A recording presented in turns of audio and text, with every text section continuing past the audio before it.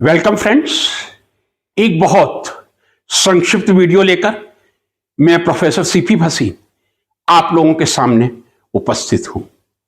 Friends, आज का ये मेरा वीडियो एंटी मैटर पर प्रकाश डालने का एक प्रयास है। हम सब जानते हैं मैटर होता है, और बहुत सरल भाषा में कहूं, मैटर या पदार्थ जिसको हिंदी में कहते हैं, ऐसा जो स्थान ग्रहण करता है एवं जिसका द्रव्यमान होता है, which has volume and mass is known as matter. Matter वह जो स्थान ग्रहण करता है और जिसमें मास होता है। अब मैटर से ठीक अपोजिट एंटी मैटर का नाम आप सबने सुना होगा। एंटी शब्द हमेशा अपोजिट किसी शब्द को परिभाषित करने के लिए ही किया जाता है। जैसे मुझे ये कहना अच्छा नहीं लग रहा, एंटी नेशनल शब्द यूज करते हैं, मींस जो नेशनल के बिल्कुल विपरीत हो। एंटी मैटर का मतलब जो मैटर के बिल्कुल विपरीत है, अपोजिट है, उसे ही एंटी मैटर कहेंगे। सर्वप्रथम आपको बताना चाहूंगा, यदि मुझसे प्रश्न किया जाए दुनिया का सबसे एक्सपेंसिव, सबसे महंगा पदार्थ कौन सा है, दुनिया का सबसे ज्यादा एक्सपेंसिव, सबसे ज्यादा महंगा पदार्थ कौन सा है, तो मेरा उत्तर होगा एंटी मैटर। आप दुनिया के जितने भी दुर्लभ है, हीरे ले आइए, पेंटिंग ले आइए, एंटी मैटर से कॉस्टली नहीं हो सकते। यदि मैं आपको एंटी मैटर की प्राइस बताऊंगा, शायद आप चौंक जाएंगे। 1 ग्राम एंटी मैटर की प्राइस 50 लाख करोड़ रुपए है। जी हां, 1 ग्राम एंटी मैटर की प्राइस 50 लाख करोड़, या दूसरी भाषा में कह दूं 5000 बिलियन है। 50 लाख करोड़ का 1 ग्राम। क्यों इतना महंगा है? क्योंकि बनते बहुत कम हैं, या तो कुछ ब्रह्मांड की प्रक्रियाओं के कारण, या कुछ रेडियो एक्टिव डिके में ही इनका बनना होता है। जब मैं पदार्थ शब्द काम में ले रहा हूं, तो मुझे यह भी बताना पड़ेगा, कोई भी पदार्थ हम जो दुनिया में देखते हैं, इलेक्ट्रॉन, प्रोटॉन, न्यूट्रॉन से मिलकर बना होता है। ठीक इसी तरह एंटी मैटर एंटी पार्टिकल से मिलकर बने होते हैं। चाहे मैं उसे इलेक्ट्रॉन का एंटी पार्टिकल पॉजिट्रॉन कहूं। अंतर क्या है इलेक्ट्रॉन और पॉजिट्रॉन में? दोनों का मास एक सा है, बिल्कुल समान है, लेकिन यदि इलेक्ट्रॉन पर नेगेटिव चार्ज है तो पॉजिट्रॉन पर पॉजिटिव चार्ज होगा। ठीक इसी तरह प्रोटॉन का एंटी पार्टिकल एंटी प्रोटॉन होगा। बिल्कुल वही प्रोटॉन पर जो चार्ज है वही एंटी प्रोटॉन पर होगा, लेकिन नेगेटिव चार्ज होगा। ठीक इसी तरह न्यूट्रॉन के मास का ही एंटी न्यूट्रॉन होगा, और न्यूट्रॉन पर हम सब जानते हैं कोई भी चार्ज नहीं होता। इन्हीं एंटी पार्टिकल से मिलकर मैटर का निर्माण होता है, और वो मैटर एंटी मैटर कहलाता है। तो मैं ये कह दूं, इलेक्ट्रॉन, प्रोटॉन, न्यूट्रॉन से जो बनता है उसको हम मैटर कहते हैं, और जो anti particle positron, anti proton या एंटी न्यूट्रॉन से मिलकर बनता है उसे हम एंटी मैटर कहते हैं। मैटर का ठीक अपोजिट जो एंटी पार्टिकल से मिलकर बनता है।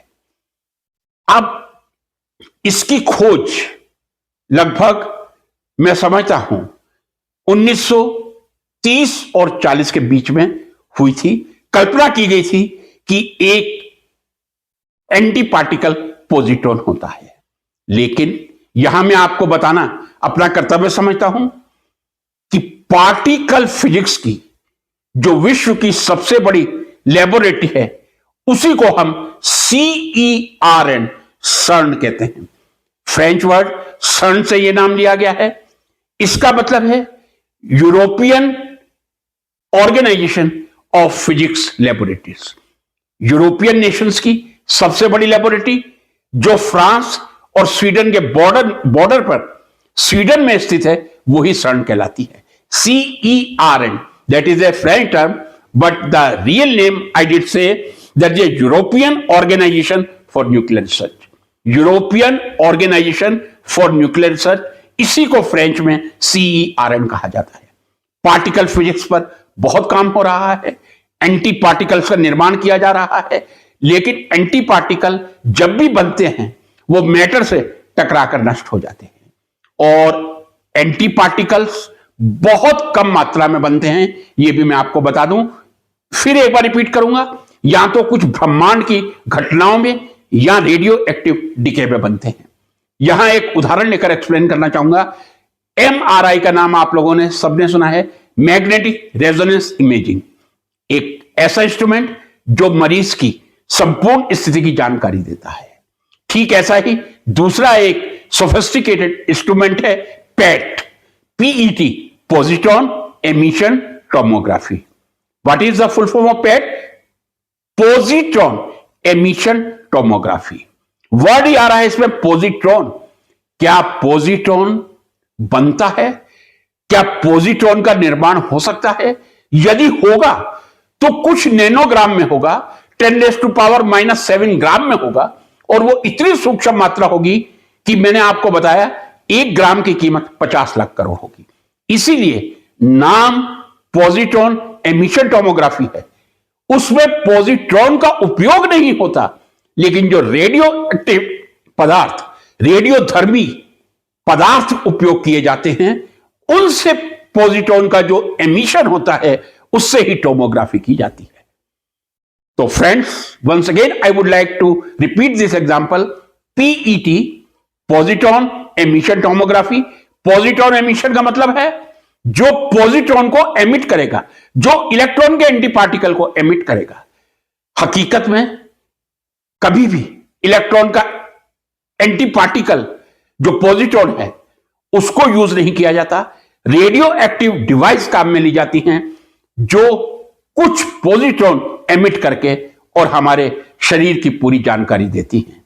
ये जो एक भव्य विशाल European organisation for nuclear research है, इसकी महानता, इसकी भव्यता, इसकी ग्रेटनेस आप इसी से मालूम कर सकते हैं।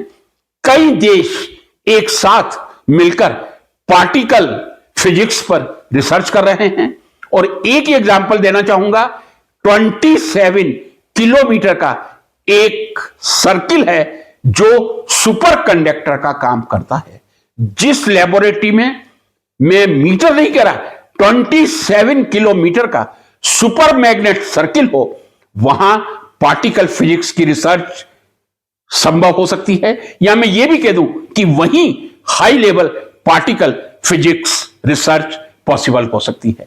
तो CERN CERN anti matter, anti particles पे लगातार काम कर रही है प्रयोगशाला। अनेक देशों के वैज्ञानिक संयुक्त रूप से कार्य करते हैं, और जब वैज्ञानिक संयुक्त रूप से कार्य करते हैं तो ब्रह्मांड के लिए बहुत कुछ अच्छा ही होता है। अंत में यह मैं रहस्य खोलना चाहूंगा, CERN जो European organisation for nuclear research है, उसकी स्थापना ही ब्रह्मांड के रहस्यों को जानने के लिए की गई थी।